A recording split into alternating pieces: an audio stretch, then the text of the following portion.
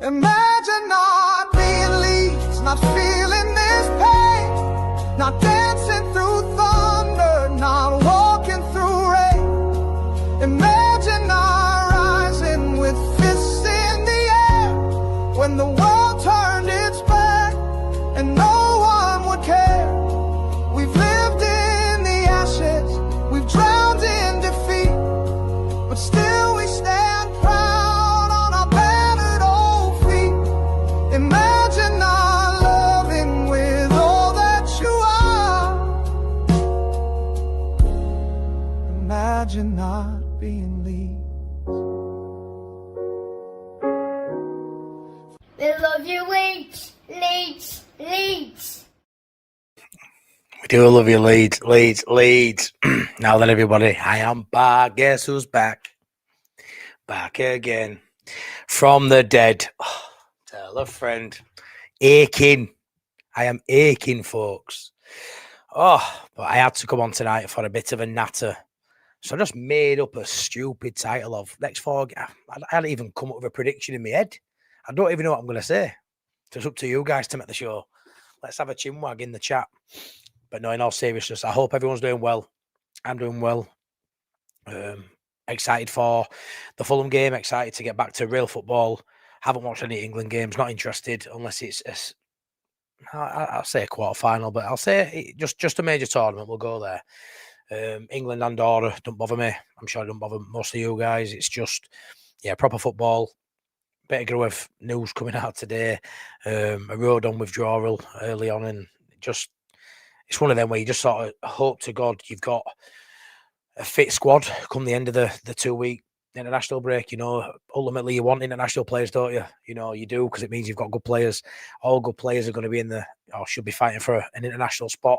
So it means you're doing something right if your squad's full of them. I mean, we haven't got that many this time. In fact, I felt like we had a few more playing in Championship. I don't know if you got that, but I'm pleased to hear there's no major, I don't think, coming out of it, no groundbreaking, and we should have something like a decent squad for Fulham, and hopefully some of these players, hopefully Amparu's back, hopefully Tanaka's getting closer, and hopefully DCL is ready maybe for a start. So it will be interesting to see how we go at Fulham, because it's London. We don't do well in London, we know that. It's always a worry going to London, regardless of level of opposition. I remember thinking we Goalkeeper had a couple of years ago and slap them up, and slapped us up. So it's always a worry is London. I don't know why.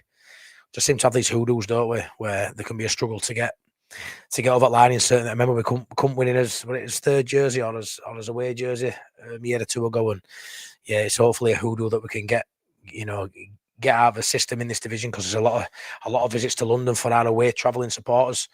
But let's get into chat and see who's here. Shane Dalton's in. Hey up, Shane. Followed us over from Only Leeds Bros side. Hope you're doing well, mate. 7 points would be great. Yeah, it would. 7 out of 12 would be outstanding, mate. 2 wins, a draw, and a loss. I would bite your hand off for that now. And that'll take us, to 11 points out of 7. So well above that 1 point a game average, which is what we'll be looking to emulate. It should get us somewhere near. I mean, I'm interested to know in comments as well, how many points do you think you need to survive? Ian Brown's in, I can see as well, Sunderland fan. Interested to know how many points you think you need to survive. I feel like it's going to be really competitive down bottom end. I kind of looked at Burnley thinking they'll be cut adrift. I'm not too sure now. It's too early to say, but I do think it'll be there'll be a lot of sides down there with similar points, which is a worry as a Leeds fan. But yeah, it's going to be. I don't think it's going to be sides with 20 points like we saw last season. I think it'll be. I think you're going to have to get close to 40 this year. Maybe I'm way off with that, but I've seen a lot of people say 10 wins, that's only 30 points, a handful of draws. I think if you got 34, 35, you could still be struggling. So I'm sort of looking at, the old rule of Fulham, get you 40 points as soon as you can, and then we'll start looking ahead of next season. So that's where I'm sort of at. Can we get in and around 40, which is a lot of wins, isn't it? Maybe 12 wins, 3 or 4 draws in there. Already got one win out of window. So yeah, I'm optimistic. Got to turn that negativity around that's been in fan base a little bit. Just saying that on all the Leeds Bro shows to Darren and Dillo. We've had to talk about the window. We've had to talk about the disappointment of how the window ended. But for me now, this channel after my last stream, solely focused on now what we've got in the door and what we've got coming up. And yeah, that's where I'm at with it. Lee Jones, can't wait. Real football starting. I love it. Imagine not being Leeds. Cheers, Lee. Can you imagine? Imagine. Maybe I won't have as many grey hairs, but we love us greys. Jasper, 2 points, draws against Wolves and Bournemouth. Oof. That ain't enough, though, is it? Or is it in your eyes? That would take us to 6 out of 7, just under that 1 point. Yeah, I'd be worried with that. I would be worried with that. So you talk 1 win and 3 losses and give us 7 points out of 7 games. Is that all right? We go around with that point a game. Some will say that is all right. So see in terms of points, when we're top end of the championship, you have to win every game, don't you? You feel like you've got to win every week. You should win every week, or we should have done most weeks. Now it's every point's vital, but not every week in terms of if you get a negative result is going to dictate your season, because chances are if you are gravitating to the bottom end of that table, the side in and around you aren't going to pick up points. There will be times, don't get me wrong, where a side beneath you or, you're chasing picks up 3 points and you're like, oh, bloody hell, that's no good. But in championship, if you drop points, you guarantee the second and third were winning that most weeks. So it always felt very stressful, even though we were enjoying good seasons last 2 years. But even a couple of losses back to back isn't a disaster for Leeds United if we can win that third game, and keep along with that 3 points 3 points in every 3 games or a point per game. You're going to get somewhere close. But I think 2's a little bit under what I'd be predicting. If the Geordie bastards beat Wolves, they will have to beat yous. Hope you're well, Ian. Top banana evening all Leeds out. We are top banana. Hope you're well. Evening, Matty lad. Cheers, Duncan. I reckon 12 points is a good return. Yeah, I think so too, mate. I think 12 would be all right. I think we'd settle for that, wouldn't we? Tick of those likes from that. Yeah, please stick a like on the video. I'd really appreciate that. Helps with the algorithm and all that. Dave76, just want to shout out Dave76. Absolute legend. He actually gave me a gift as well to donate, so I'm going to be sorting that out, Dave. I don't know what I'm doing yet, either a raffle. I've had a few people message me and ask if they can try it on who's a medium/large, and they may buy it and just put the money in the kit into the raffle. So Dave76, he actually messaged me while we were doing the walk on Saturday night. Andy drove from Bradford to meet me to clap us over the line, me and the team, and there were a few others do that too. Big shout out to Lee's lad, Mark Sov, Christopher, Spofford Chapel, a couple of others. I hope I haven't missed anyone out, really. The wives and partners of some of the walkers. I might have, I'm sorry if I have. But he drove from Bradford anyway, and he actually brought me one of the new terraces tops, the pullover with a V-neck, and give me that, and donated that. Obviously, it's a medium, so it will fit me. But I've been told they are quite big. So yeah, I have had a few people mention it, so they may buy it off, and I'll donate the money to the charities from that. So yeah, big shout out to you for coming out and obviously donating that to help too. But just coming out at 1 o'clock in the morning, it meant the world, man. So absolute star, Dave. Thank you so much. Evening, Russ. Hope you're well, buddy. Yeah, the feet are sore. The legs are even worse, just in general. The actual legs, the muscles are. Yeah, didn't move much the first day. Today I've had to get up and move a little bit because it's worse not moving in it, but painful. When you've walked that far, I wanted a day yesterday of just no pain. So I just didn't know when I started stiffening up. But yeah, thank you. Duncan Hamilton, many congratulations to all that Imagine Not Being Leeds for the dedication to the charity walk and outstanding effort from everyone. Yeah, thanks so much. I hope it came across in the walk how hard it was. A few people who did the walk with us mentioned beforehand, they didn't think it'd be that tough. They understood it'd be hard, but I don't think that a lot of the people who took part didn't realise it was going to be as tough as it was. The whole cliche of, it's just walking. I heard that a few times in lead up. It's just walking. I walk all day at work. I've done 10, 12-hour shifts on my feet. To see people at breaking point, to be honest, is what I wanted. When I did it, I said 4 years, but I think it was 3 years ago in November when I did it. It took me to breaking point. I was quite proud of myself this time. I didn't get to that point. I think that's just my mental state's a lot better than it was 3 years ago. I think I probably could have gone a little bit further, which sounds crazy, but I just enjoyed it, and I'm actually gutted it's ended now. But yeah, the main thing was to raise money for charities, and we're just under £1,000 for both charities, Leeds Autism Services and Andy's Man Club. There's money that I still need to transfer from YouTube over, but he can't do it automatically, but that's to go in. We've got money from cash have been given to put in, so both charities are going to be well over £1,000. So I'm absolutely buzzing with that, because that's the reason I did it. to raise money for two charities that mean the world to me. So you see it by my face, I'm made up, man. You know, I worried that no one would really be that arsed, or it'd make £100 a piece. And I know every little counts, but you know what I mean. You want it to be a bit of a significant number, and to see them both get to 700, reach what target, and then go beyond that, they'll both be over 1,000 in coming days. I'm made up, man. Yeah, I'm made up. I'll put my body through if it means someone else, you know, does better, or someone else has a better option out there. Someone else has another door open for him to go, you know, an Andy's Man Club meeting, or you know, these stuff put in place for the Leeds Autism Services that help someone like my son who has autism. So yeah, I'm made up, man. Look at my face, I'm made up. Hope your feet are better. They're getting there, man. I'll be all right in a day or two. Evening, everyone. Cheers, I hope you're well. Angela, hi everyone. Huge congratulations on your charity work, Maya and gang. What a team you have been. Bring it on for Fulham. Thanks so much, Angela. Love you, been a star. Thanks for all the support. Wolves won't be an easy game. No, it won't. And that's the one you look at thinking needs to be 3 points. Want it to be 3 points. Should be 3 points. But it's so difficult. It's such a difficult time to, you know, we don't really know who's going to be at the top, who's going to be at the bottom yet in terms of what we've seen. It's still early days. There's been a few shock results in there, you know. We're thinking, aren't we, as fans, you know, we need to stay up. Obviously, as another promoted side, you need at least one established Premier League side, which is what they are now. Because bar us, the other 17 sides are all established in terms of they haven't been Championship for at least 2 years. Because obviously the last 2 years they've gone up, they've come straight back down. So we're hoping the Wolves, you know, a West Ham. Obviously, we're hoping Burnley and Sunderland struggle too. But, you know, you're looking at those sides, West Ham, Wolves. Who's another one in there you're looking at? It's tough. It's really tough. You look at that, those few sides, and you are probably talking the 3 plus maybe 2 or 3 more.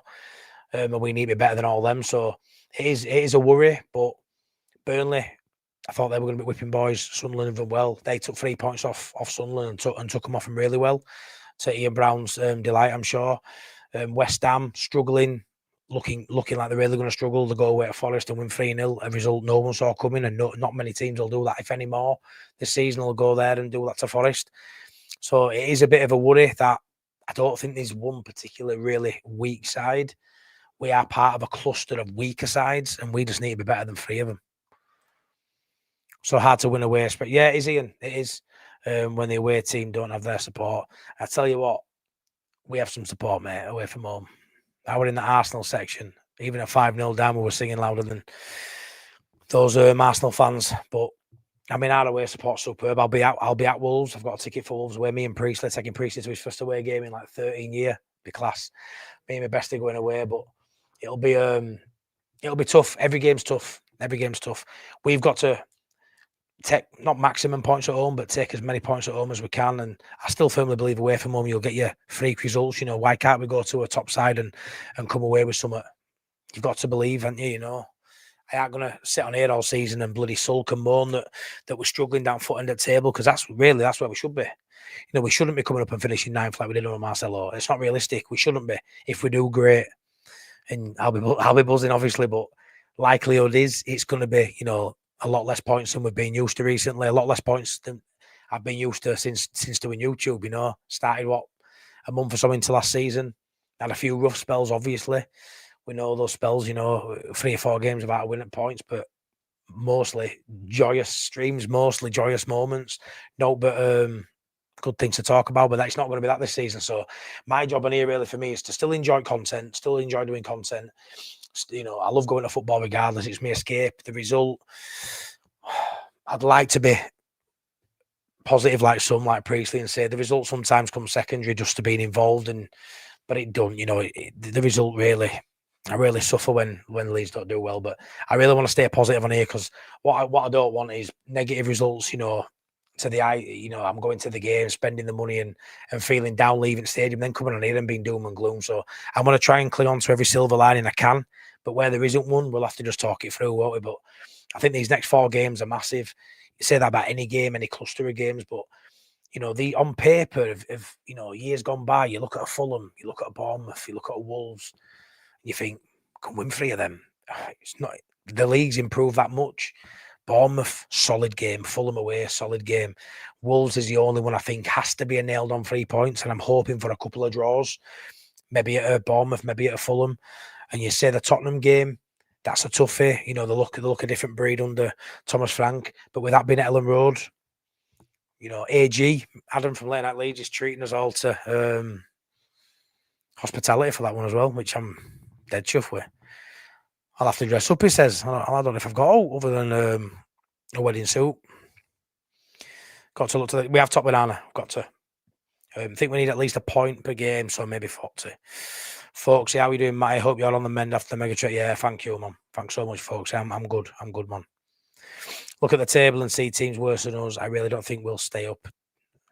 I really do think we will stay up. Sorry, Shane, I read that wrong. Yeah, I love your positivity, mate. I really do. There he is. That Leeds lad. Evening, Matt. I hope you're feeling better. It was good to see you at the finish. Your walk, Shane, my dog, wasn't so happy to see you, lol. Yeah. I ain't gonna lie. After the 42-mile walk, when your dog like, we're going, I'm like, oh my god, no, I come in peace. But no, it was fine, man. Honestly, my dog would have done the same if me have seen you, I won't lie. So no, I'm buzzing that you showed up, mate. It were really nice touch here to walk down and cheer me over the line, especially at that time. I had a few people say they were going to do it, but when it gets past midnight, it's a bit mental that you did it. So I really appreciate it. And to be fair, at that time of night, walking streets in Leeds, and I'm from Leeds, you did right to take your dog with you, mate. It's way early, but we need 40 to 43 rules. I think we do need a lot, I think we do need a lot. 7 points is a must if we want to stay up. Yeah.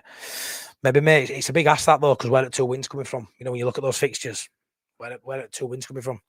Evening, Nige. Evening, Matt. I hope you're recovering okay. So proud of you for the what. Thanks, Nige. I know you are, mate. Thanks for all your support you've given me. Really appreciate it. Brett 89, if you get another 4 points off your next 3 games again, then you'll still be doing all right. Yeah, that's how I sort of look at it. 1 win out of 4 sounds awful, Brett. Sounds awful, but I can't deny it won't be a bad return. Win or draw, a couple of losses in there. I mean, I'm looking at the Fulham game thinking the best I can hope for is a draw, and I know that may seem crazy, and I'll never predict a loss for our boys, even when we play the big boys at the top. I won't. But being realistic, I think the 2 away games are so tough, so tough, and I know Wolves are away. I just think away from home it's going to be tough for us to think we can go get 3 points. Wolves at home, I'm saying we'll slap them up 4-0. Wolves away, I'm thinking it's going to be tight. I'm hoping the answers we've got in terms of the questions we've got in terms of the creative side of this side, I'm hoping can sort of get ironed out in the coming games. Away from home, we are gonna set up, I think, slightly different to Ellen Road, hard to beat and all that. Where's that goal? Where's that spark coming from? Are we going to go to a Fulham and a Wolves and create enough chances to score multiple goals? Or is it going to be on a knife edge and creating maybe that one moment to get 1 goal? I'm hoping that we iron that out sooner rather than later. Stack's created loads of big chances, second to only Bruno. So we are creating chances, albeit it don't feel like it, I won't lie. I feel like we're looking dangerous to a point, and then we're not quite the final ball or whatever's not too good. But, some of the stats don't back that up. It says we are creating. Just doesn't feel like it at the minute. But I'm hoping the games that we look at on paper, like your Wolves and your Fulham, and think we can get some. I'm hoping we can sort of do that and bring those points home. Because, like I say, I think these are teams we'd look at in previous years and probably think we've got enough, because they ain't that top 6, top 8, top 10 side. These are sides who you'd want to be, or you'd expect to be fighting with, for that mid to low end side of the season. But Bournemouth are a really good side. I think they've won 2 out of their opening 3. Fulham have really good players and a really good managing continuity for, quite a handful of seasons now with the same manager. And these sides now, because they've been established for, at least a couple of years, they've been able to grow the bench. And, as we're bringing in an Aronson or a Harrison, they're able to bring on more quality to change games. And that's where I think away from home, we may struggle a little bit. But I firmly believe in the boys. And I think out of those 4 games, I were looking at it, and I sort of think 7 is probably the best we can hope for. I'm hoping for 6 as a minimum, but I'm expecting 4. I think there's a win in there. I think there's definitely a draw in there. And I think there probably could be a couple of losses. But I aren't ruling us out of maybe getting 2 wins and a draw. The 7 points you said, Sean, I don't think it's necessarily like be all and end all if we don't get 7 points, but I think 7 points is easily achievable. I really do. And then, like I say, that'll take us to 11 points in 7 games, which we're well ahead of our curve. If we get 7, it'd be brilliant. But it's going to be a tough ask. They are a really tricky 4 games for me. I'm looking for 40 points to stay up, but does that feel doable? Maybe not, Aisha. Maybe not.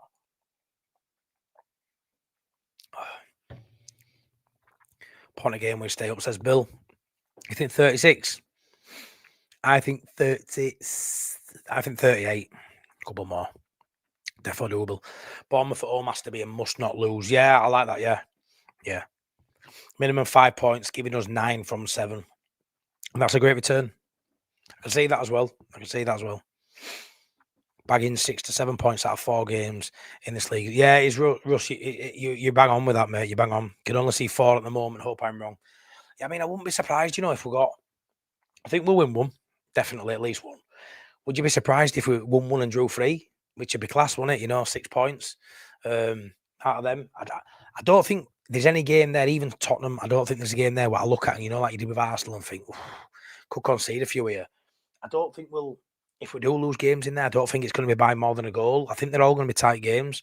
It's just with that creative question mark, which is what I'll say it is at the minute, which maybe by a Spurs, maybe by a Bournemouth that'll be ironed out.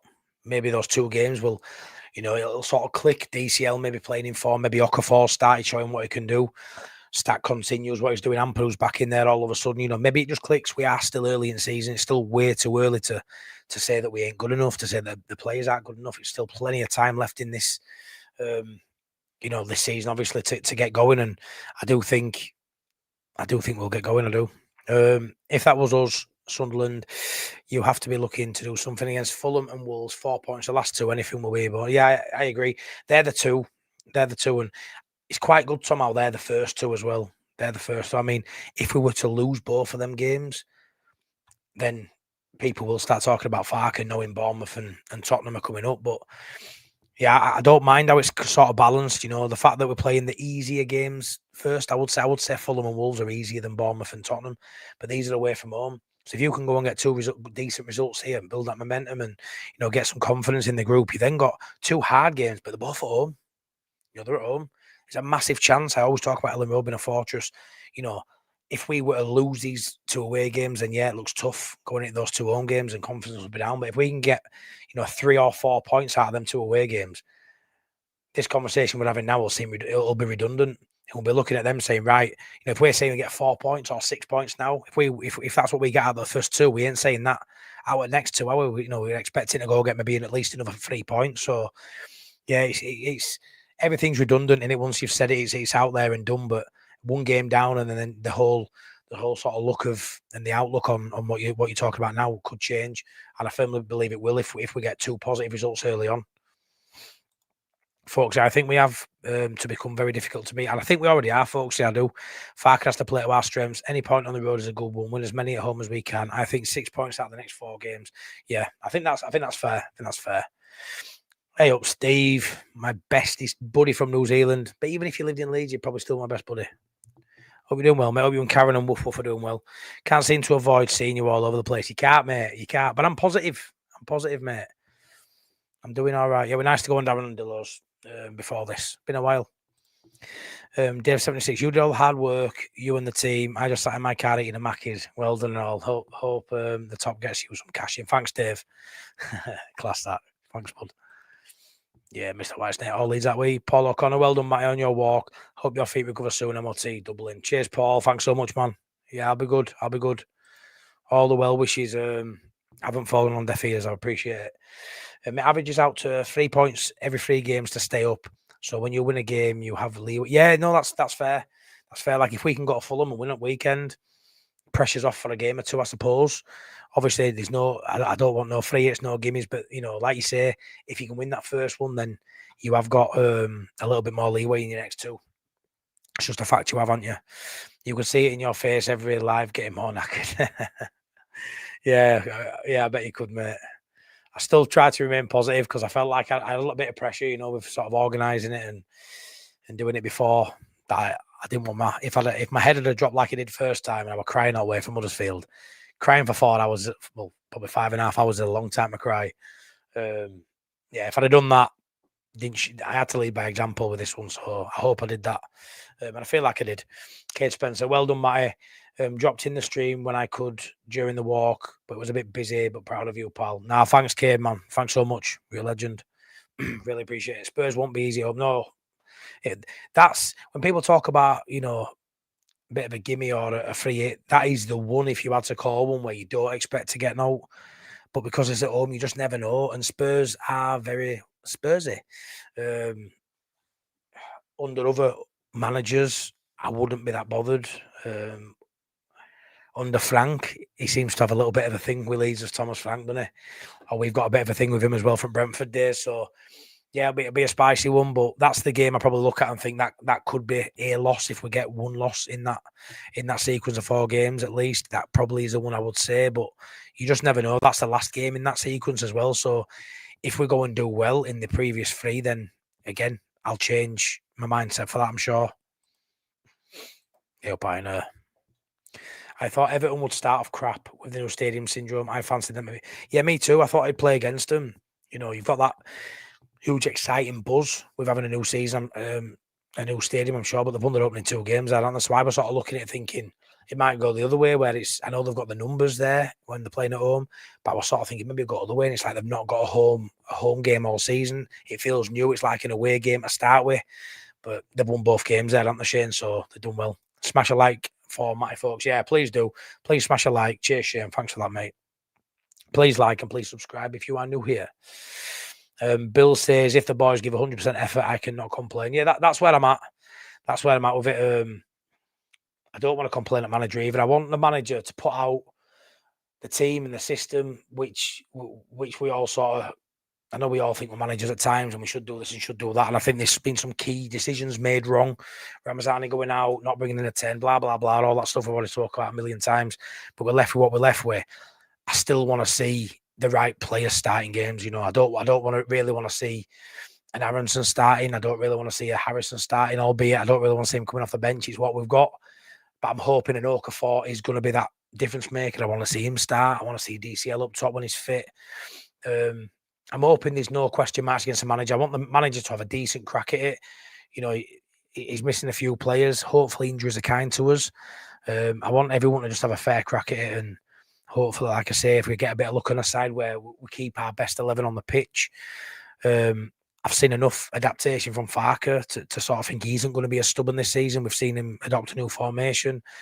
We've seen him tweak from getting hammered at Arsenal to playing a totally different sort of way, playing a bit more direct against Newcastle, knowing that they'd oppressed us very similarly to Arsenal, albeit the quality being a little bit less. I have seen enough in Farker. I think he is willing to tweak things and change things game to game and maybe in game too. And the first 45 minutes against Everton, you know, it's still early days. We're still only 3 games into the season. So that 45 minutes against Everton, it's still raw. I can still remember how good it felt, you know. It felt very much like watching that opening game for Bielsa, you know, where you're thinking, wow, against Stoke, where's this come from? And it was like that. Unfortunately, it's been the best game of football we've seen this season, and it was the opening 45 minutes of the season. But that shows it's there. That shows, you know, he can get the tactics right. Ellen Road is the fortress that we think it can be. You know, we can make it what we know it can be, and I just want to see a bit more of that, a bit more often. Because, like I say, 4 games, including cup game, and that first 45 of seasons up to date is still our best. But it shows we've got it in locker. If Wolves don't beat you, they are fucked. The bookies have them down already. But who gives a shit? Yeah, I mean, they're usually not far off, but it's just based on a lot. I mean, let's be fair, that might have changed now, Ian. But the bookies were all saying we'd all go down because it's the obvious thing to say. But every team's got a chance. You know, you look at every team. There's a case for there's a case for, you know, 3 of 6 or 7 to go down. There's a case for Sunderland to stay up, Leeds to stay up. You know, you can look at it. Depends which side of the fence you sit on. Depends who you follow. I think you've done really good business. I think Burnley have done good business. We've done good business. We haven't probably done what we should have done. So there's question marks against us. But obviously we're in that bubble, we're in that Leeds bubble, and I choose to see positives. What maybe people outside that bubble don't see or don't know. I think Tottenham have a European game just before us away. So yeah, that's something I haven't thought of us. I said that loads in pre-season. I think 9 teams, is it, are all playing in Europe. That's a massive advantage for us lot. So that again sort of pushes me away from the 3 that come up, go down. You know, so many teams playing Europe Could it be a bit of a lopsided table again where you've got some sides that naturally, look at your Palaces, round 11th, really good team, really good manager. Playing in Europe, could they maybe fall away a little bit? We're playing in these, strange countries on a Thursday night and then having to play on a Sunday. Can that have an effect? You'd like to think so. It's something to cling on to as a side that's been told you're going to get relegated. It's another pro to sort of put against all the cons we're told about constantly.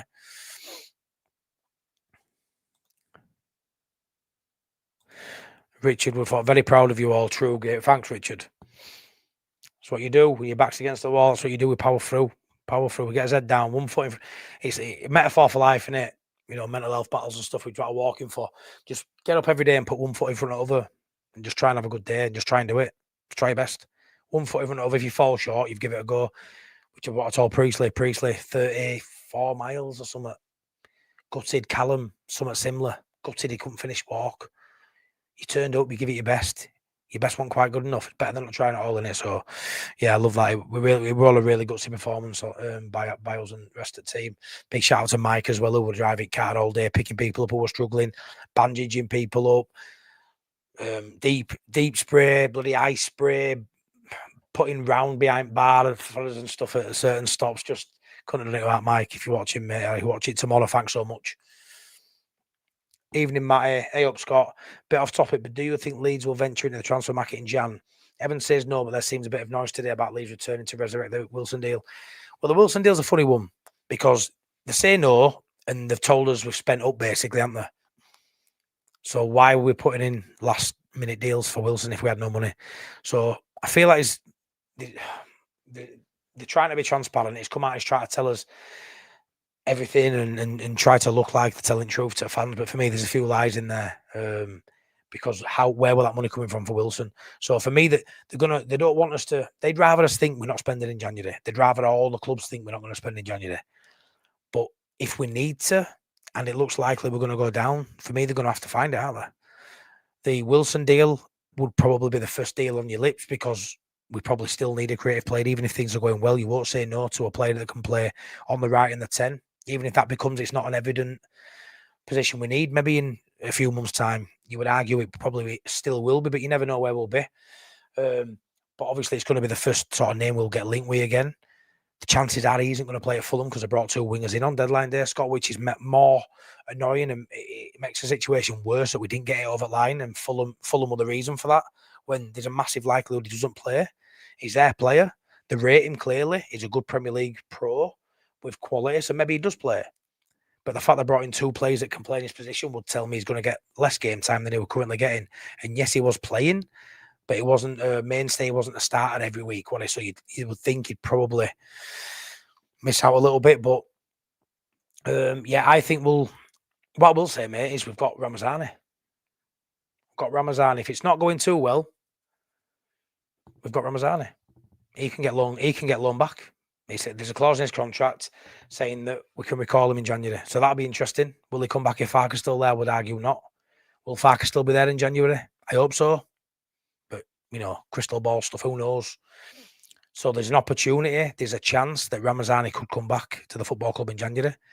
Especially, let's be fair, whether Farke's there or not, if he goes and puts up some decent numbers, which could be better than what our output is for our forward players in La Liga in a decent division under a top coach who we all admire and would have loved at Leeds at some point over the last 5 years in Corberan. If he goes and does well there, Corberan having decent conversations with club as much as he'd want to keep him, maybe there's a chance, mate, we bring him back in January. And that is, it's free. Don't need to spend any money. He should still be at the club now because we didn't bring anyone in. So there's a chance, I think, that we could bring Ramazani back. I don't know what you think to that.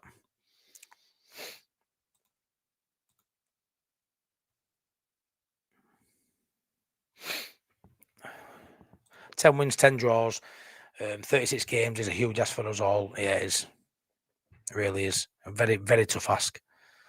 Scott says Fulham draw, Wolves draw, Bournemouth draw, Tottenham loss. It's such a tough league. Yeah, and that'd be 7 from 7, wouldn't it? I won't be against that going into the Tottenham game, and then you see what you've got. But I do look at us and think they could get a lot of draws. Under Bielsa, it would either win or lost one. There weren't many draws in there. I could see us having a lot of draws this season.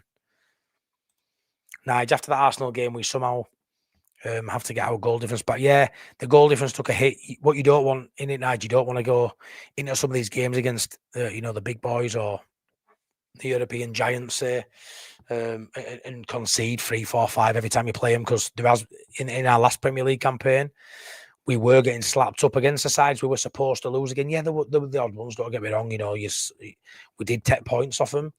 But some of the games, especially later on in that third season, and when Bielsa got sacked in that second one too, we were getting beat by them and beat by them well. And your goal difference could be vital come the end of it, especially when you don't score that many goals. So, if you're conceding 5 goals in a game, you're probably going to lose. The games you think you might win, and even if you're winning it by odd goal, you're never going to make that gap up. Because I don't think we're going to be the side that will put 3 or 4 past the side we should be beating or think we're going to beat. But the sides we are probably going to drop points against, we don't want it to be hiding. So you are right, it could be key. Mark's Matty White, say up, Matty. Hope you haven't seized up, mate. I think we'll get 6 out of 9 out of the next 3 piece of piss. Well, 6 out of the next 12 would be good, wouldn't it, mate? To be fair, 6 out of the next 4 games. Top guy, Mark, top guy. Round corner from me, mate. Nice to meet you over there. Congratulations, Matty. You're made of tungsten. I'm just mental, I'm just an absolute head case. But I'll give it me all. Whatever I do, I'll give it me all. Usually I give it me all for so long and then I throw in towel. Like, I didn't think I'd still have this YouTube channel. After 11 months, to be fair, I thought I'd throw it by wayside because I'm one of those, I do it, but it's whether I stick to it. The walk, I didn't really have a choice. As soon as I start that walk, I'm finishing it. I said after about 25 miles, you're gonna have to take me. You're gonna have to carry me over line in a body bag because I ain't stopping unless I stop breathing. As bad as that sounds, I ain't stopping. No's gonna stop me. That's just how I am now. When you've gone to dark places, I've been mentally. The walk with no compared to that. So yeah, thanks for that, Andy, man. Love it. Scott, just hope we can stay in this league because the defensive and central midfield foundations are in for the next season, allowing Leeds to hopefully spend it. Yeah, I agree. The foundations have been laid pretty well. Just didn't put a roof on it, did we, Scott? Just didn't put a roof on it. But if we can hang in there this season, it stands in good stead, doesn't it? To sort of flush that squad out with more quality in key areas. Because I do agree. I think we've got a really solid base there to remain in games, which is what we've seen against Everton, what we've seen against Newcastle. Arsenal is a library. Yeah. I can vouch for that. Fulham don't have a signature players. You need to go into the game thinking it can go either. I mean, it's hard in because it's London. Fulham are a good side with a good coach, and it's in London. But I don't look at Fulham and fear them. If you think you're going to get beat by Fulham, then you're probably going to have to think you're going to get beat by more sides, aren't you? What am I saying here? Who's the only side I think will get 6 points off? Maybe Burnley. But you didn't beat Burnley. But you beat West Ham and you beat Wolves. It's a mad one. It's a mad one. Trying to get as consistent as you can is the key. Trying to remain as consistent as you can is the key. Even though you came up last season and you were so inconsistent. You could lose against bottom of the league, but beat top of the league. It was crazy. Like I say, you've sort of started again that way, getting beat against Burnley, but then again, it was an away game. But it was probably the one game you thought you'd get your points in. So, have Leeds got a little midfield crisis numbers wise? It's hard, mate, because I look at the 5 and think that's good depth. I thought, go have 5th choice midfielder, that's all right. But his second choice DM, innit? And I like him, but I don't like him starting many games in there. Ampadu does get injuries. I'm not too sure about a crisis, mate. I think it's amplified the fact we're playing 3 in there. I mean, if we were playing a 4-2-3-1, you'd have 3 of them on bench, so that the depth would look massive.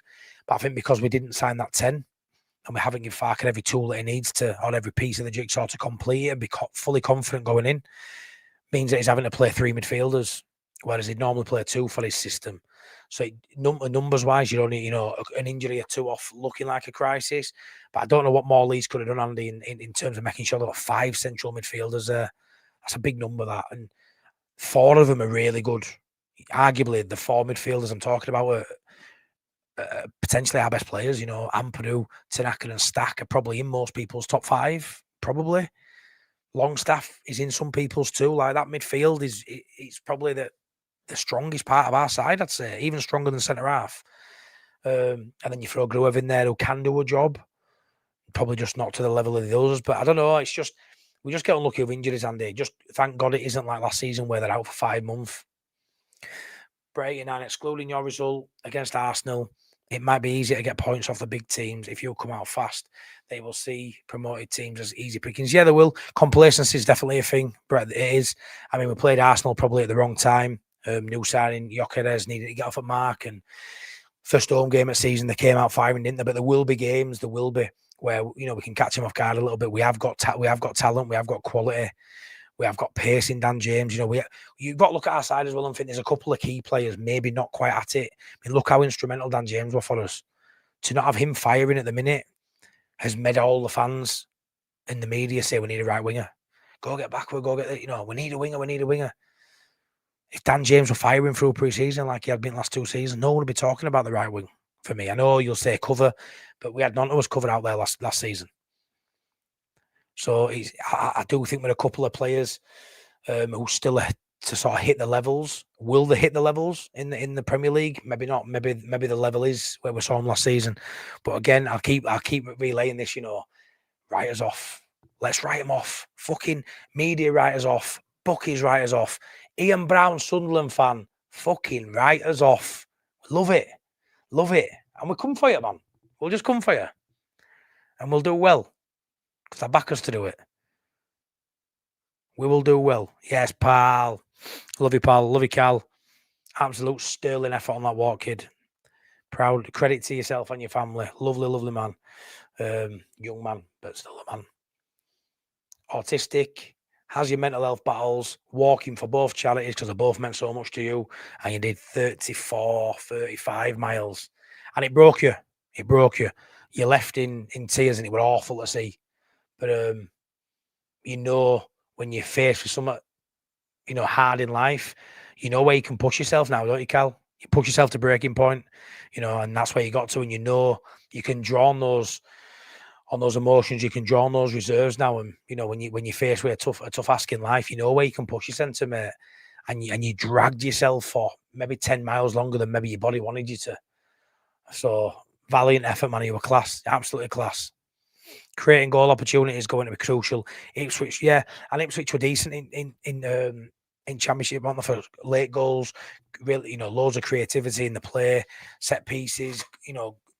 Always went till the end. Scored plenty of goals over those 2 seasons, back-to-back promotions to get to Prem, and it's just a massive leveler. It's quality. You just can't. It's so difficult for you to sort of close that gap. Bridge that gap, as I say. But and they had some decent plays, yeah. A lot of Championship plays, but players in form, players which still have quality. Some players they've got we wanted not so long ago, and they couldn't get anywhere near. But I still think player-wise we've got a better side. I don't look at many of our players and think Championship. I look at a lot of our players and think injury concerns. But like my mate Steve, Mr. Whitesnake says, yeah, but what if they don't get injured? There's a lot of what ifs. We get this. What if what if he's injured? What if he's not good enough for Premier League? But it is literally a what if. It could be the other way. Dan James could get into his rhythm and be as good in Prem. Pirro could score goals. There is 2 sides to every story, 2 sides to every coin. And you can look at it whichever way you want to look at it. But I am nervous of the injury worries and the injury concerns I have over certain personnel. But if these don't carry that into this season, which there's nothing saying they will, they're fit now. The players I'm on about, they're fit and now.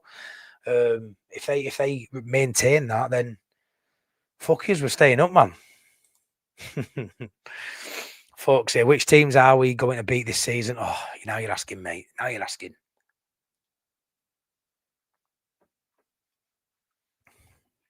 Well, scum twice, obviously. That's a given, that, isn't it, pal? You look at that. Fulham are beatable, but if we lose, I won't be surprised. Palace are beatable, but if we lose, I won't be surprised. Fulham are beatable, but if we lose, I won't be surprised. Sunderland, Burnley, Brentford, Wolves, West Ham are the ones for me that you don't want to be losing in. If you get a couple of draws, at least they ain't got any points on you. If you can beat them and get a draw and get 4 points out of those 6, great. They're the sides you don't want to be losing more points to. You don't want them coming to Welling Road and taking 3 points off you. You don't want that. So they're the ones. Sunderland, Burnley, Brentford, West Ham, Wolves. We've already done Everton. Scum times 2, Imagine. I'm going to back us to do them, though. But it's going to be tough. But yeah, there's definitely wins in there, mate. It's definitely wins. Hopefully, Okafor and DCL stay fit, and when Tanaka and Ampadu come back, we have the makings of a great promotion side. We can change the whole 3 teams going up, going straight back down. It's interesting, isn't it, as well, Shane, that because you look at the creativity of the team, and not having a 10 means you're lacking a little, that extra player up there. The wingers, we'll have to see if they can bring it. The fullbacks usually are our most creative players, usually, under the Farker system. Bogle, Firpo last season, plenty of assists. That's their job. They need to get up there and do that for Farker's system to work. But I tell you what, when you've got Ampadu in there, it gives a little bit more license to the 2 in front of him, which I would think it would be Stack and Tanaka.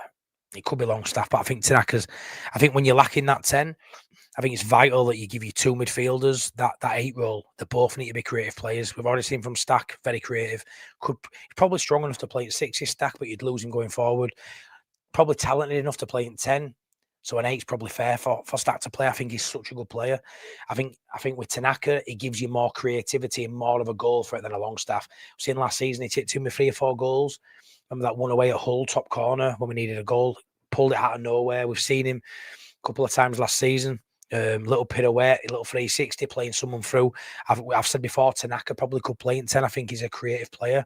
So I think when you are lacking a 10 and we're talking about, lacking a bit of creative or cutting edge, I think it's vital, me personally, especially at home, and maybe we'll have more at ball and fans are, behind the team. I think Tanaka playing with Stack really gives us that creative edge from maybe a position at pitch where you're not expecting that creativity. You're expecting it from your fullbacks and your wingers and your striker to move about and create space for himself. I think if you can get it from your 2 midfielders, who probably aren't there massively for that, they're there to protect the team when they were caught on a counter. You want them to be compact in middle and no big gap. We've seen it in Premier League before. We're running through middle of us time and time again, where every team at one point floodgates were open. But I do like the idea of Tanaka and Stack creating quite a lot from midfield, and I think they've got the capability to do that. Of course, Shane, we do, mate. We do. Playing once a week for them. Yeah, I mean that will be beneficial. I wish we were still in Carabao Cup. I do. I hope we respect the FA Cup and give a good run there. I want to see us go further than first round. I do. We dismiss cup competitions, man. What are your 4 games from Wembley? Fucking hell, let's have a go there. We've got a 24-man squad. We travel with 20. It doesn't leave margin for travelling short. Yeah, no, you're right, Andy. You are. You're right with that. Michael, last year Fulham dropped points at home to some of the relegated teams. Yeah, I mean, it wouldn't surprise me if we go to Fulham. But I just reckon none of last season's relegated teams probably had a record like we have, Michael, in London. I think we've lost us last 7 in London. And I'm not for hoodoos. I'm not really. I mean, it's just some tongue-in-cheek, really. But we do have a hoodoo there, don't we? Whether you believe it or not, it is a stat I look at and I just think, in London, what is it with London? Do they get to a service station halfway and just smash a Burger King or something? Because I don't know what it is, but of course we can beat Fulham. Of course we can get a point at Fulham. Of course we can.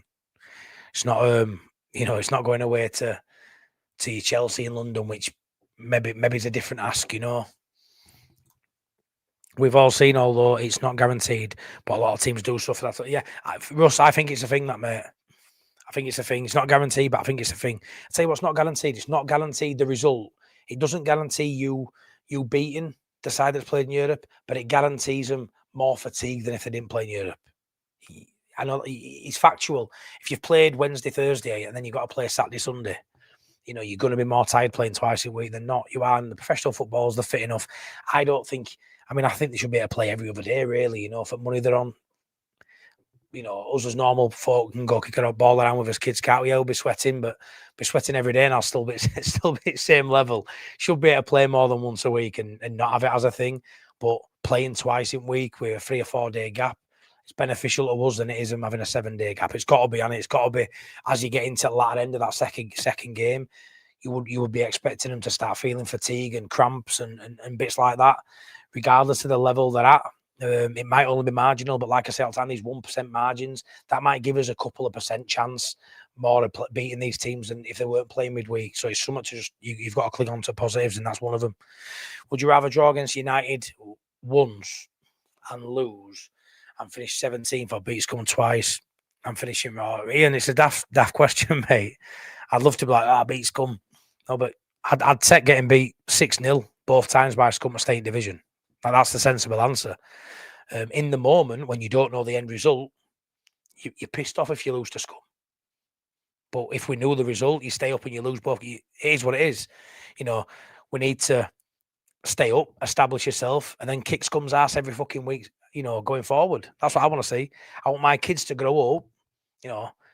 Well, kids, one of them's grown up already, but I want the twins, as I'm talking about now, the twins in particular, Theo, who loves football. I want him to grow up having Scum as his whipping boys. You know, why can't he in 3, 4, 5 years' time beat him again? The shit then. Why not? So we don't get that if we get relegated, do we? So no, slap us up if they want. As long as we stay up at the end of the season, we won't care. But in the moment, we will, 100%. Winning games last season became such a habit, and maybe we become a bit blasé about it.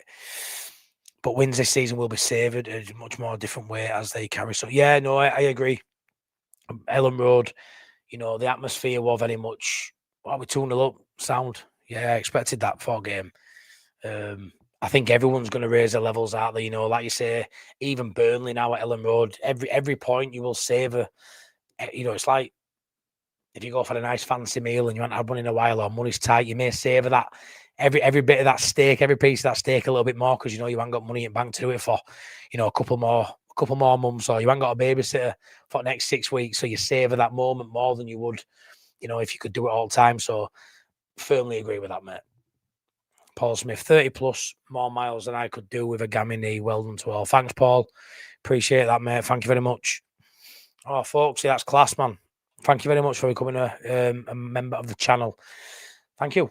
You're a legend. You want to join us WhatsApp group? Let me know. That's brilliant. Anyone else wants to become a channel member? Hit the link in the description. Yeah, put it in there.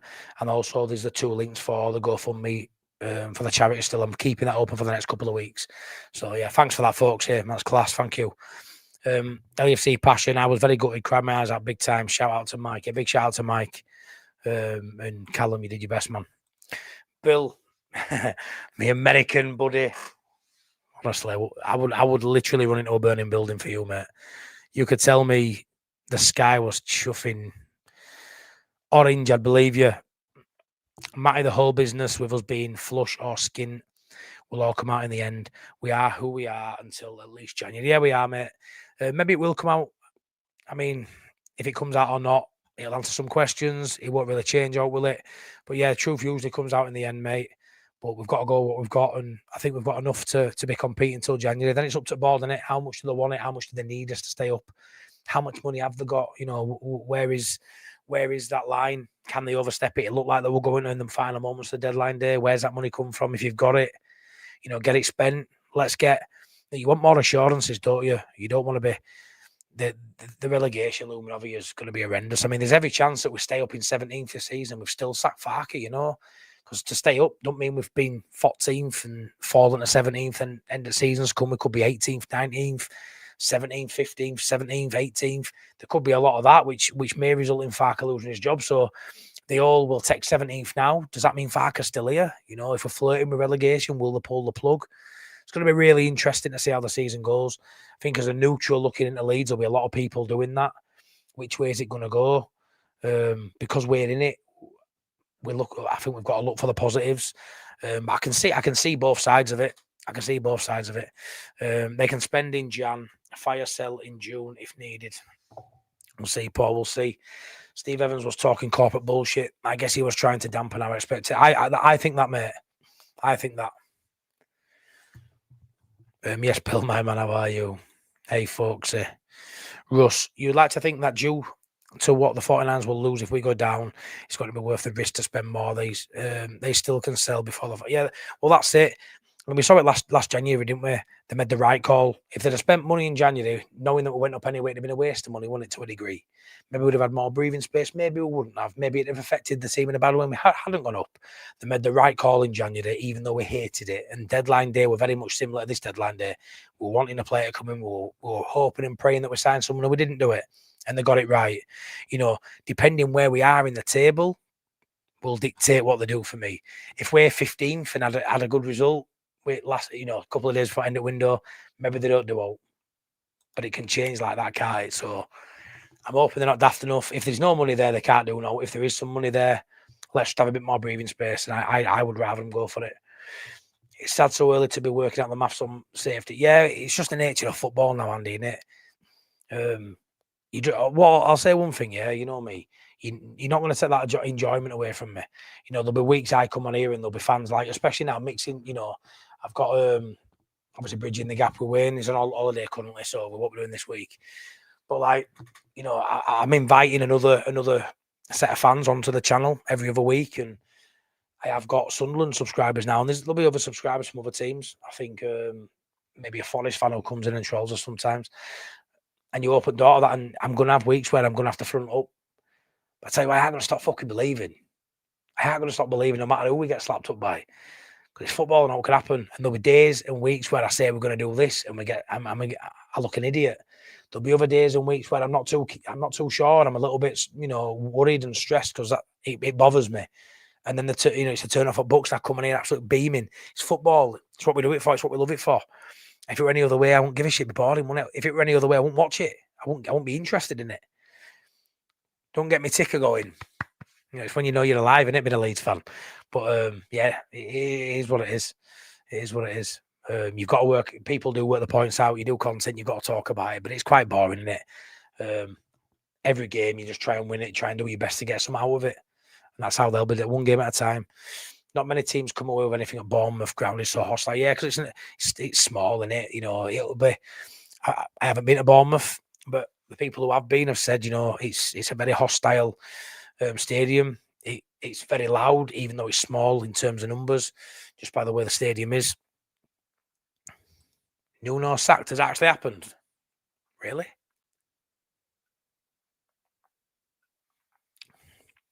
Haven't seen that. Maybe it's just happened. I don't know.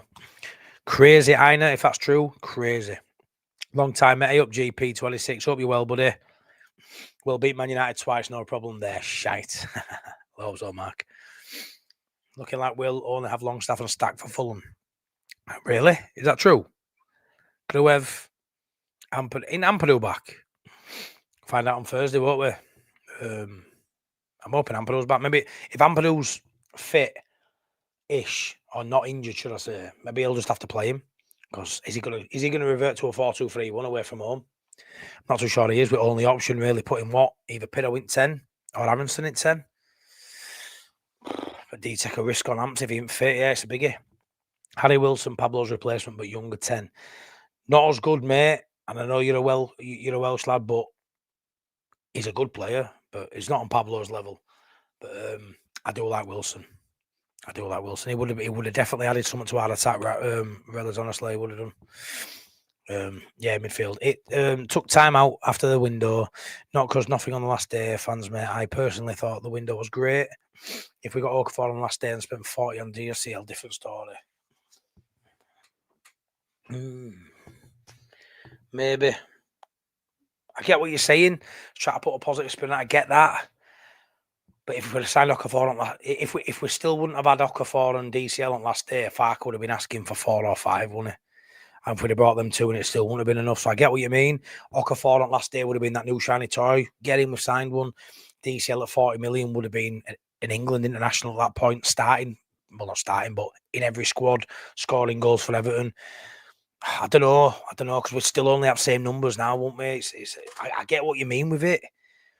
But yeah, we'd still be short though on numbers. We'd still be a couple of quality players short. So I sort of get it. He's a right winger stroke 10. He's got the capabilities to play in there. Left winger. I've seen him play across the front three. I think of him as a right winger cutting in on his left, to be fair. But he can play across the three, can't he? If we only have Stack and Longstaff, they will use even Aronson in attacking or move Pascal for defensive. Mad to think of Pascal playing in the centre, innit? Centre of pitch. Lewis, Sunderland fans think they're staying up because they won 2 of the first 3. Dream on. Lewis, they could stay up. Burnley could stay up. We will stay up. All could happen. It's still early days. But what I'll say is they've got 6 out of their opening 9 points available. I say they couldn't do any more. They could have beaten Burnley. But it's a pretty good start. But last season they were top of league, weren't they? They were clear of us by quite a bit early on. So what happens? They should be confident. If I were a Sunderland fan, I'd be on here saying we're going to win league. Fuck it. What have they not got them on about? They've had the best transfer window probably ever for a newly promoted side. They've absolutely smashed it. The club have done what you want your team to do when they come up, and they've won 2 of their opening 3. So it looks like, they're gelling already. So they should be confident, but maybe it's not enough. We'll see, what with Lewis. We'll see.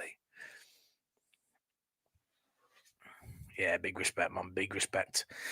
Angela, well done, Callum. LFC Passion, top lad. Hope you know how proud we are of all you are. He's going to love hearing that. He's going to love hearing that. Grover's not good enough. Yeah, it's hard because I think before the season I thought he's good enough for a squad option. Problem is, JB Leeds, at some point a squad option becomes a starting option, doesn't it? Due to injuries, rotation, however you want to look at it. I thought 5th choice, he ain't going to get much game time, but obviously he is 2nd choice DM, really. Although I didn't agree with him playing there against Arsenal. I thought Stack should have dropped a bit deeper and played there, but what do I know? Big up to you, mate. Says Mark, you gave your all. That's good enough for me, buddy. Too right. Yeah, we'll knock them all. Go on, Russ. If you keep the injury-prone players fit, majority of them yous have a pretty good chance of staying up. I'm not writing yous off. Nah, mate, you'd be stupid to write us off. Of course we can. And everyone we've had recently who have signed with injury worries, injury fears, injury history, we have kept them fit. Byram, Solomon, we've had a few like that. So it's not what you want. You don't want to be hinged on a bit of good luck and your medical staff being as important as a place on pitch at times. But if it is what it is, that's what we've got now. We've got to go for it. I firmly believe the players, if fit, are enough, 100%. Home form is key to us staying up. Any points away from home is a bonus. Yeah, Nick, I'm with you on that one. Harry Wilson held out for Leeds powers that be again turned down top Euro teams for us. Yeah, apparently he wanted the move, and I firmly believe we'll be in for him either January or end of the season. I think we'll go back in for him, and I think he'll be available. I don't know why they didn't let him go in January. Last week, other week, when they clearly wanted to bring 2 other players in. They did do. Spider-Man pulled through on the marathon walk, though he had his sticky moments. Yeah, Bradley were class. They were class dressed as Spider-Man. Just what you want on a long walk. But what's your honest opinion on the keeper? I'm not sure about him at the minute, but the season's still young, and it might be a case of him getting in his stride. Yeah, it's an hard. And I just said on Leedsboro's channel, it just says, I sort of looked at that position in the side and thought it's probably the least pressure before the season, because I thought everybody's going to think he's better than Meslier, and it's not going to be much harder to be harder than Meslier, so it's not going to be too hard to be better than Meslier. I sort of switched my sort of thought process on that, Brett, and I sort of look at it and think it's probably hardest position at Leeds United currently. Darlow stepped in, and we knew it was sort of plugging the gap, bit of a stop gap as we got aim to bring in someone better for Prem. He's coming, looked very nervy, but again, the Leeds shirt weighs heavy. The Leeds shirt, when you're a goalkeeper and you replace Neil and Meslier, where the eyes of the world have been on Meslier, because it's been such a sort of traumatic position for Leeds fans to endure. For him as well, Meslier, there's been times he should have been taken out, and he's been like living in a bloody goldfish bowl for Meslier at times. All eyes have been on him, and it's been his own doing, don't get me wrong. A lot of it. Some of it, he probably needed taken out at team earlier.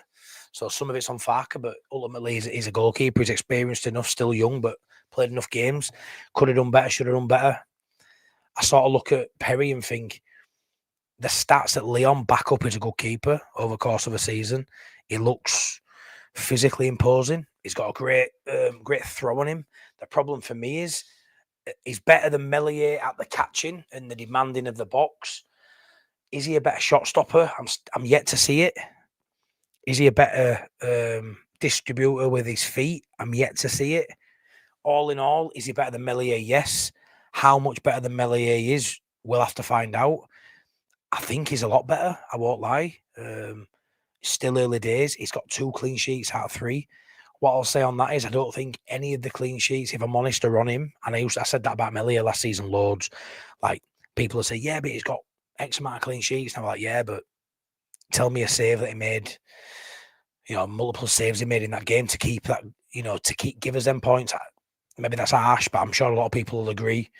There wasn't many out of those clean sheets, but you get the plaudits when, as a goalkeeper, when you've got that big fat zero next to the opposite team's name. But this season, he's got to be better than Meslier. We can't have a keeper costing us goals because, if you think if we have Meslier now, we are relegated for me. That's how cut and dry it is. If Meslier were playing every game for us now, we would go down because he would cost us 10 points and we haven't got 10 points to lose. We haven't got any points to gift.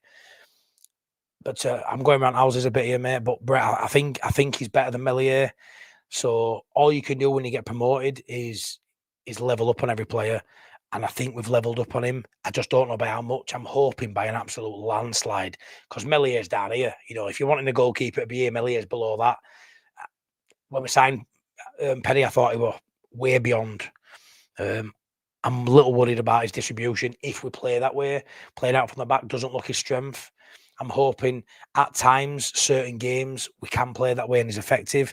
I think sometimes you just need to clear his lines and be sensible. So Farke's tactics have to marry up with his strengths. But yeah, I think he'll come good. Hi, all right, Rich. Hope you're well. Boss Nas. Evening, mate. Evening. Thank you so much, everyone. This man is my inspiration. Already going to start training for next year. I love every single one of you, mate.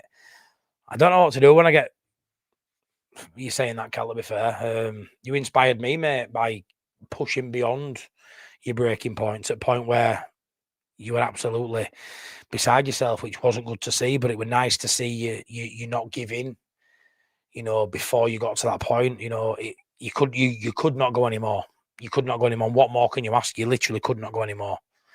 Yeah, it wasn't nice seeing you like. But nice that your mum messaged me afterwards, and you messaged me and let me know you were safe. But yeah, luckily we had Mike to whisk off the train station, so we didn't have to actually leave anybody behind because that would have sort of derailed the whole walk because nobody could have just left someone in dark in the middle of Huddersfield.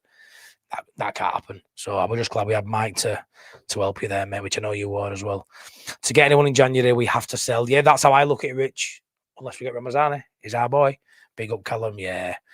Buddy, do you want us to think the 49ers will spend?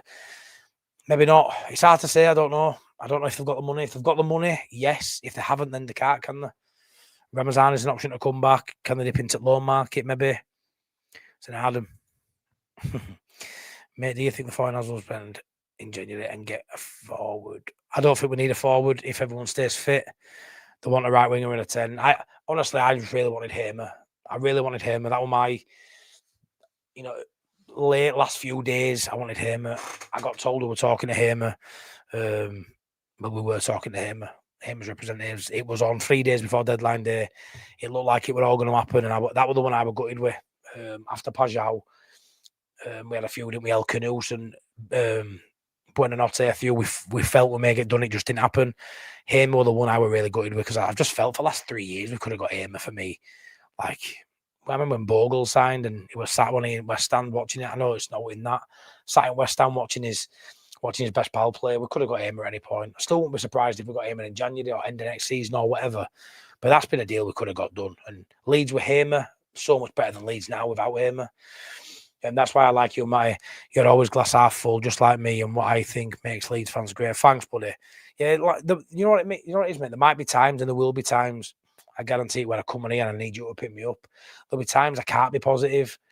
A few streams ago when I'm talking about the window, if you ask me about the transfer window, there's going to be probably a few more negatives in there than positives. But ultimately, you've got to spin it round, haven't you, and look at the positives. Because this is family, and Leeds United is my saviour. It's what I'm all about. It's what makes me tick. It's what keeps me on straight and narrow. If it's negative, then I don't know where I'd be, So you've got to try your best, haven't you? And find that silver lining. If we're getting beat every week, then I don't know how I can spin it to be positive. I don't want to be deluded. If we lose 5 on spin, I can't be deluded and go, next game, City, we're going to beat them. It's so tough, especially when you've got a platform and people rely on you sometimes for that positivity because maybe they're struggling and you need something to cling on to. So I'll do my best, buddy. I'll do my best. I'll never lie. I'm sort of a positive guy anyway. But maybe there'll be a time where you need to give me that, bud, and I'm sure you will. Or your dog will bite me on the arse or something. Sunderland have put themselves in a position where they can spend 25 to 30 million in January if needs. Speakman has come out. Well, if you've still got 25 to 30 million to spend in, then what a place to be. What a place to be. Amp might be okay, but won't be 100%. Yeah, Rich, well, it's at that point, though, where don't get me wrong, I don't want to push anyone who's got injury worries, but are you at a point where away at Fulham in London, without Ampadu, we saw last season Champ, when Ampadu's out, we don't pick up wins away from home, we struggle. A 95% fit Ampadu is more effective than a 100% fit Aronson in 10? Or do you play Aronson in 8 in midfield next to Stack and have Gruer? Honestly, I don't know. I don't know what you say. I don't like playing injured players. Ampadu will put his hand up to play at 50%, I'm sure, rightly or wrongly, but maybe a slightly off it Ampadu is better than an Aronson in 10 or in midfield. I don't know what you think about that. It's a tough one. Connor Robertson Amps. Carl Enner saying, Matty, if DCL and Metcha break down, we could see Harry Gray very soon. Yeah, Carl, we could. I mean, he's distanced himself from playing Harry Gray. I remember in one of his post-match chats in pre-season, he said that he wants the media and the fans to just let him develop and stop talking about him. Problem is, when you're a decent player, you're going to get talked about. It's the nature of the beast. I want to be talking about exciting players coming through because it means they're there. If you're not talking about them and you haven't got them, then you're going to struggle, aren't you, to sort of build within and make you want that pathway from youth to first team. We've seen that. It's what we've sort of been known for over years. Unfortunately for us, as I've got to first team, we've been moved on because we've had to sell. There's still probably something in that. That's the model. We always, if you're not a European side now, a top 6, whatever that is now in Prem, top 8 or whatever, that's apparently the model you've all got to live by now, isn't it? You've got to promote within and sell for good money, or buy cheap and sell. And it's a shit way of looking at it. Hopefully Harry Gray's got many years at Leeds. Can I see him coming in? If we get one injury, you'd probably say he's got a C bench, but I think it'd be difficult to see him get any minutes as a Premier League player. Even if we have an injury, I think being part of matchday squad will help him. But he just got played at Mumfani in Premier League 2, PL2. So he's doing well there, scoring goals. He's been effective at that level, which is still way above his age. What is it, 15, 16-year-old? We know how good he's going to be. I hope he doesn't have to get rushed in for negligence from the board. If we have 15, 16-year-old Harry Gray playing any minutes in Premier League, then it's probably a failing at club, really. Because, yeah, he's good. It's not fucking good, at 16 to be playing in Premier League. These levels, and I think this guy could be, maybe he'll play for England, maybe I think Archie Gray will, and Harry's better apparently. So this guy's massively talented. If you're good enough, you're old enough. But I think if he plays any minutes at Prem level due to injuries, then it's a massive failing on board. So I'm hoping he doesn't, Carl. Although if he does, I'll be well excited, I won't lie. Remember him coming on last season, but it's against Stoke, buzzing, because what a story it is if he gets a goal, gets an assist. Oh, what a story. These are stories you love as a fan. Homegrown player, a kid coming on. Look at Arsenal, 16-year-old on wing, tearing Goodmanson to bits. The only game Goodmanson looks human, really, because he's looked really good. He got torn to bits by their youngster. So you can be good enough, but I don't want it to happen. If I'm honest. Is Dele Alli still available on a free? How the hell can he fall? Yeah, mentally, but not physically. Yeah, poor Dele Alli. He went through some stuff in his early days. Some stuff I can relate to. So, yeah. What I'll say is, obviously, I'm not a professional footballer, but when I fell off a cliff mentally 3-4 years ago, if I would have been a professional footballer and been a good one at that, I wouldn't have been a good footballer 3-4 years ago. Yeah, so massive respect for Dele Alli. Come out and spoke about his problems, and it's a shame because he's one of the most talented footballers naturally come through. You talk about Wayne Rooney and people like that, and Paul Gascoigne. Even though he didn't play for Leeds, outside Leeds, he was someone I looked up to and admired as an England fan. One of those just raw players who were just so good, so just a rough diamond, played the game a different way to the academy products that come through and just play the game how the manager wants you to play, just off the cuff sort of footballer. And he's just a shell of a man now, and it's a shame to see. It does happen sometimes, and yeah, but fair play that he's still here with us today because he's gone through hell and back. Bless him. Please stick a like on the video, please subscribe if you're not already, much appreciated. Evening, Matt. I hope you're well, mate. Thanks, Colin. Hope you're good too, mate. Please, from America, please do not play Aronson at 10. Go on, Bill. We have enough quality to stay in this league. We just need to gel up front. I think DCL will score goals once, then keep on scoring. Looking forward to his first goal. Yeah, me too. I think he's one of them, Richard. He's a bit of a confidence player, which can be a shame sometimes because when it's going against him, it's tough for him to get out of that rut.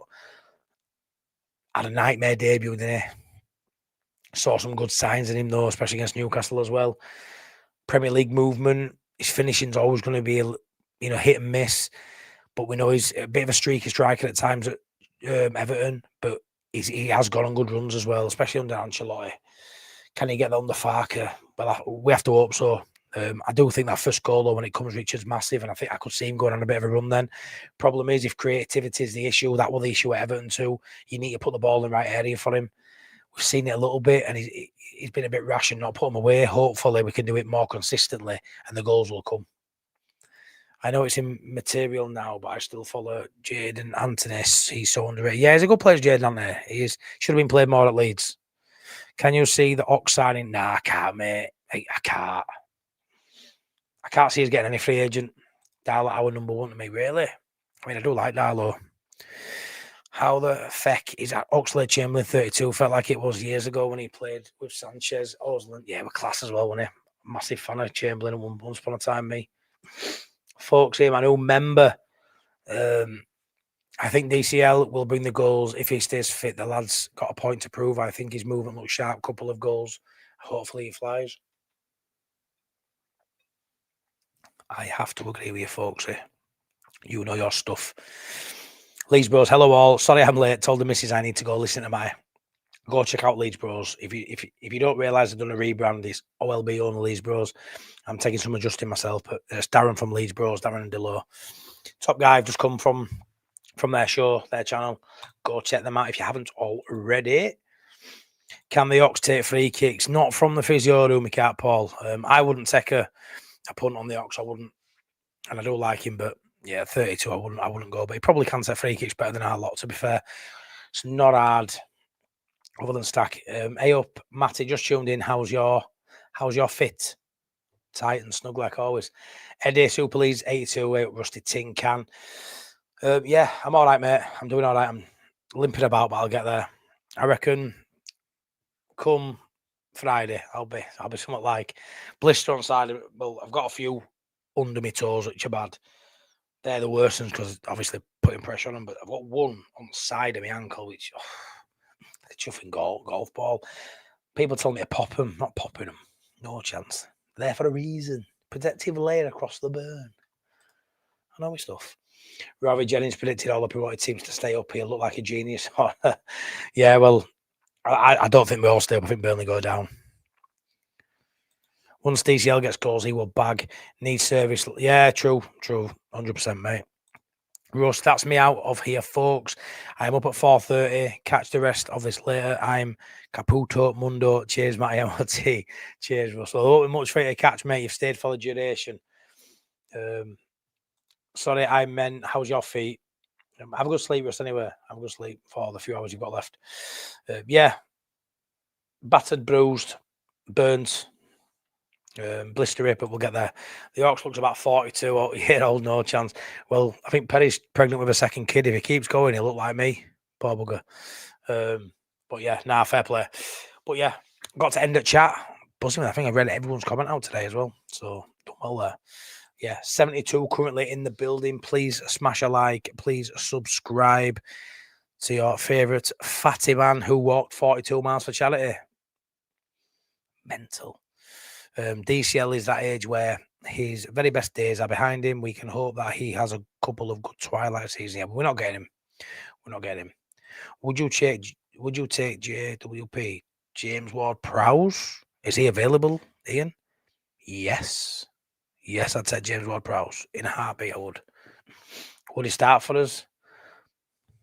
I don't know. NFL, bring him on to take a set pieces. Yeah, I'll take him. Of course I would. I'll take him, but I don't think he's available, is he? He's at West Ham. He's playing for West Ham, I think. Yeah, he's not going to come. He ain't going to come, mate, so it's pointless talking about it unless it's some other JWP I don't know. JWP. He's shit at West Ham. He can be shit at Leeds. He give us an option, though, won't he? Come on, be shit Leeds, mate. Come on, guys. Give Matty a like. Think he deserves it. Yeah, thank you so much. Please like, please subscribe. Become a channel member if you want. The link is in the description. Check that out. Thank you so much to my good friend, new friend, Folksy, for becoming a member tonight. Really appreciate that, buddy. Seeing you in here a lot more now, mate. Really appreciate you becoming a member. Yes, class that. Love you, mate. I love you too, Cal. Genuinely like a little brother to me, man. Think a lot of you, pal. Keep it up. I'm glad you're not beating yourself up. You should be dead proud. I'm glad you are feeling that way now. Paul Smith, cheers, mate. Has the new set piece coach arrived yet? No, that's something I wanted to just touch on right quick. It blows my mind that we've waited till 3 games in to get a set piece coach. You know, it's not like we've been that poor in them. We conceded a couple at Arsenal. Who done? Why the fuck didn't we do it in pre-season? Why is it taking into? I tell you what, we're missing a set piece coach. Well, no, you're missing something to take him because he should be a boxer stack. Bit of a blag out. We've waited 3 games in, to be fair. But Harvey 925, Nuno sat from Forest. Ridiculous. But it is what it is. It's always going to be that sort of vibe over at Forest with their owner. It doesn't surprise me. It's just ridiculous. Cyber before self, says Callum. Cheers, mate. LUFC passion. Thanks, buddy. No worries, John. Appreciate you tuning in, each and every one of you. I really do. Mark Mighty White's best Leeds YouTube channel around. No arguing, just Leeds love. You're biased because you're a neighbour. You're a neighbour. You what? Yeah, you're a neighbour. You're biased. I don't believe you. Nah, thanks, Mark. Appreciate support and nice words all the time. Folks, a nice one. Cheers. Great content keeps me sane ish. Nobody wants me totally sane. I've got to have a little bit of that quirkiness, haven't we? I appreciate you tuning in, folks, and thanks for membership again. What can you do with your tallest player on corners? Can none or not? Ian, he should be able to. He's a professional footballer. He should be. Every single professional footballer, me, especially from that midfield upwards, should be able to take a decent free kick on the left foot and the right foot. I don't care what anyone says. And if they can't, get them fucking training because they kick a football around a patch of grass 6-7 days a week. Something should be able to learn. Something should know how to do it by now. So, yeah, it's a good point. I would say you can do. Obviously, you can't, which is ridiculous, really. Welcome, folks. He says, Robbo, it makes you wonder what ideas Farker had on set pieces. No, it does. It's ridiculous. 100 yards off you. Could have shouted that.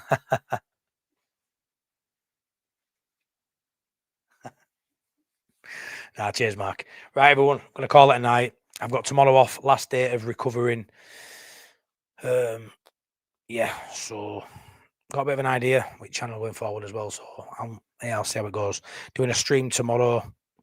Can see that, Duke.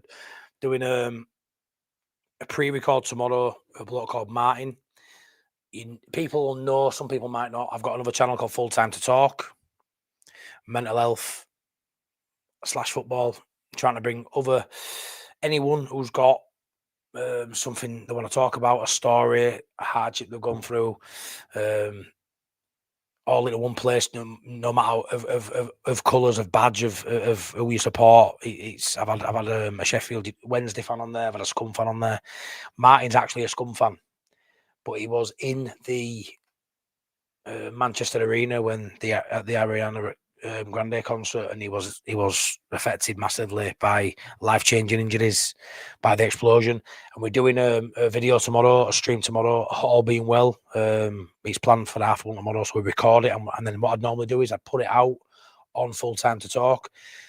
It's been difficult to get eyes on Full Time to Talk. Not that it's about numbers, but when people are coming on and sharing the stories and opening up and being emotional and vulnerable, it's been hard to see only a small section of people see the videos. So I'm actually contemplating continuing with it, but putting them on this channel, calling them Full Time to Talk and having them as separate episodes, and maybe just do one a month. I'll be doing one a week at one point, but it's been hard to continue with and maintain that number. So I'm thinking about putting them on here. And just if it's not, and that putting a bit of a thing, at the beginning, and if it's not for you, don't watch it. I don't want people to not watch it all because I'm bringing a bit of that content on. But I sort of thought I'll have 2. It's been difficult, so I don't know yet. I may put them out on here. We'll see how it goes. We'll check the temperature in the room as and when it's done. But yeah, hopefully, fingers crossed, I will record that video tomorrow, and I may even put a community post out and maybe a poll and just see if people don't mind. It's never going to please everybody, but I put some out on Full Time Talk, and it, maybe 100 people watch it. When you talk about mental health and me wanting to reach more people, I've just done a charity walk for that reason. I've got more of a platform on here. I've got 100 subscribers there. I've got, pushing 4,000 on here. Could save maybe someone who wouldn't see it on there. So I'm talking about ideas, I'm like from one idea to other. But anyway, I will hopefully be talking to Martin tomorrow. Great stream, Martin. Later all. Thanks, Aina. You absolute legend. John Parr, great show. Lads, how are the lads? Cheers, John, for tuning in, mate. Appreciate it. Folksy, take care all. MOT. And thanks again, Folksy. You take care, man, mate. You too, Cal. Competition for White Wales, first, second, and third. Kit Leeds United off, fab. That would be great, Matt. I need a bit of that right now. Cheers, folks. You're exhausted, all your Leeds shirts on Saturday. Mate, I wore like Freeding ass, kept off my shirts, so now I'm in an old retro England one. Yeah, class one. Turn down loads of red Welsh tops. I love that, mate. Matty, you going Fulham or Wolves? Going Wolves, mate. I got a ticket for Fulham, but I didn't want it, so my mates passed it on. But I'm going Fulham. Wolves. I'm going Wolves. Me and Priestley, Eddie. I assume you're going to 1 or 2. I don't know, because I ain't got them all pre-saved. And I'm just getting bored now playing the same song over and over again, innit? So literally saved here currently now, which I can find. I've got. I haven't even got. I'm an idiot. I should have had Gary Speedwin ready to play, shouldn't I? Should have had Gary Speedwin. Just give me a second. Let me see if I've got Gary Speedwin on my computer. Because it's his birthday, innit? Big shout out to Gary Speed, one of my heroes. Bloody birthday today. Would have been 56, and I don't think I've got it set on here. Won't be able to find it on here. I've got absolutely no chance, I don't think, which is an absolute shame. I would have loved to have played white and gold out. I would have absolutely loved it. I've got it anywhere in here. Leeds. I don't think I have. Oh, that's a proper killer. I'm gutted with that. Sorry, guys. I should have proper sorted that out, shouldn't I? Yeah. What an absolute tool. Let me see if I've got thingy on here, though. One sec. I like to play out of a song, don't I, these days? I wonder if I've got that one. See if I've got this one. Oh. See what your comments are saying while I'm looking. I'm going in the Wolves end. Never. More costume change than Beyonce and Saturday one, mate. It really was. It really was. Yeah, Gary Speed, 56. Wow, yeah, would have been, man. My dad and Speed on the same birthday. Has your inviting new fans on a live list? Is your inviting new fans on a live? You mean subscriber show? I don't know. I've had a couple of moments where some stuff's been said and I've absolutely shit myself. So I don't know. To and from my idea. Right, so I haven't got that onto the computer. It'll take too long to sort of download it on. But what I have got is Imagine Not Being Leeds, a full version. So the intro that I get so many people say, I absolutely love the intro. Can you please play me full version, all that?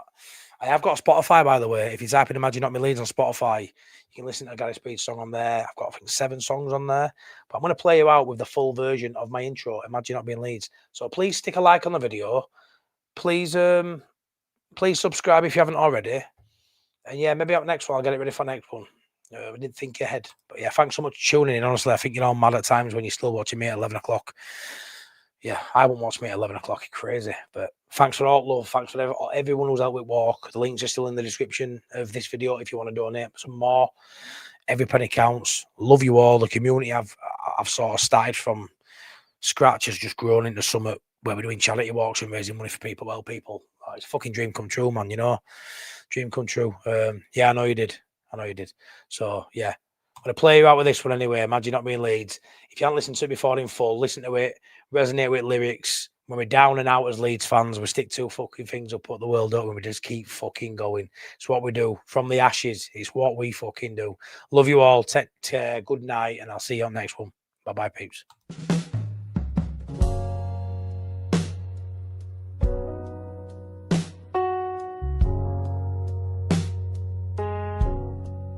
Down in the dust, we stood alone.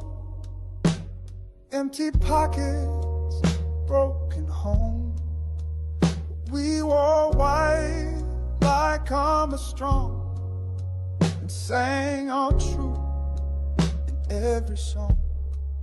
They said we'd fade, they closed the door, but we kept coming back for more.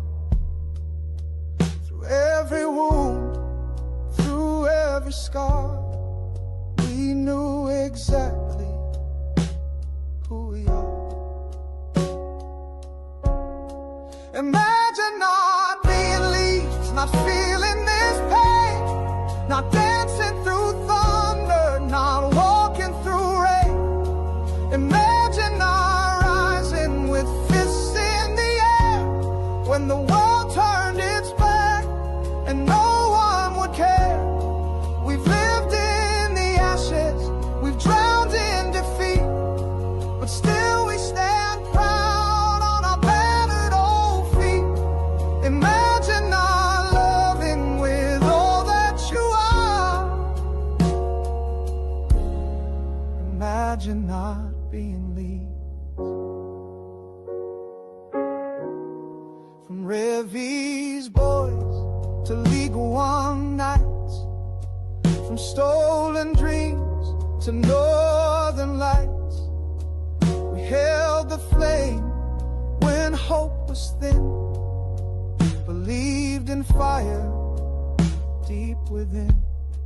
The badge was bruised, the colors torn, but in that loss our faith was born. We don't need glory, we don't need gold, just stories worn and hands to hold. Imagine not being Leeds, not bleeding this pride, not singing when losing with no place to hide. Imagine not knowing what loyalty means, what it's like to still hope through the hardest of scenes. They don't understand how the broken can shine, but we've been in hell and still drew the line. Imagine not walking where legends have been. Imagine not being Leeds. So raise a pint to the years we lost, to every tear, to every cost. For when the sun shines down again, we'll love you more because of pain. Imagine not being Leeds, not carried by song, not knowing where the brave belong. Imagine not fighting for something so real, where every defeat is something you feel. We're not just fans, we're blood and bone. We are the fire, we are the stone. So laugh if you want, we know what this means. You'll never know love if you're not Leeds.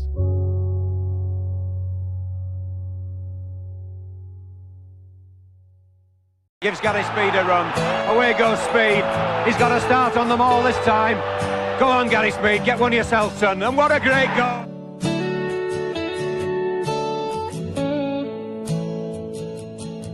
He wore the white with pride and grace, a Yorkshire lion in his place. From Ellen Road to distant fields, a heart of steel, a soul that heals. He rose with youth, he led with might, number 11 burning bright. The crowd would cheer, the cop would sing, for Speedo's magic on the wing. Oh, Gary Speed, you live on still, in every chant, on every hill. From Leeds to Wales, your story's told, a hero draped in white.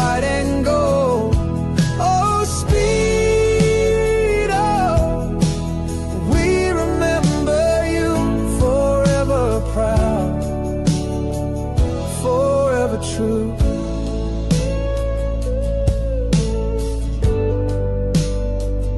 Ooh, yeah.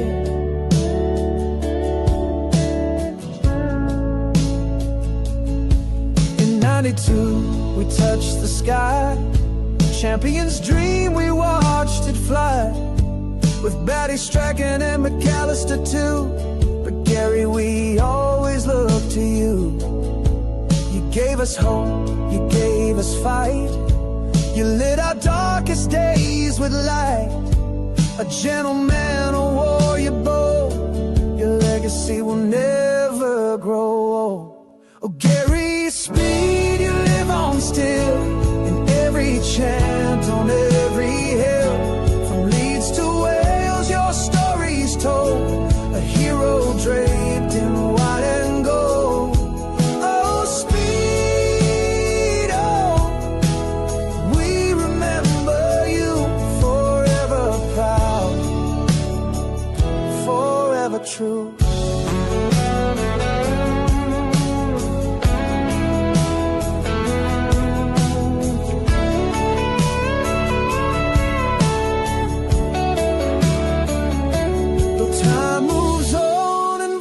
Fade, your name in stone will still be laid. At Ellen Road, your spirit walks in every match, in every talk. Oh, Gary Speed, you live on still. In every chant, on every hill. From Leeds to Wales, your story's told. A hero draped in white and gold. Oh, Speed, oh, we remember you. Forever proud, forever true. Forever Leeds, forever you.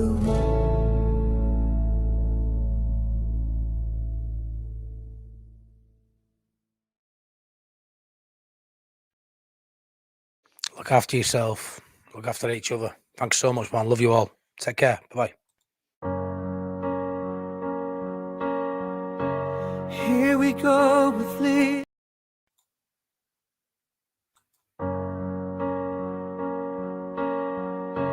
Here we go with Leeds United. We're gonna give the boys a hand. Stand up and sing for Leeds United. They are the greatest in the land. Every day we're all gonna say we love you, Leeds, Leeds, Leeds. Everywhere we're gonna be there. We love you, Leeds, Leeds, Leeds. Marching on together, we're gonna see you end. Na na na na na na. We are so proud. We shout it out loud. We love you, Leeds, Leeds, Leeds.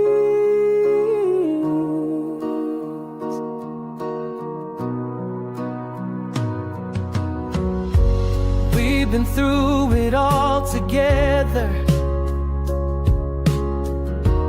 and we've had our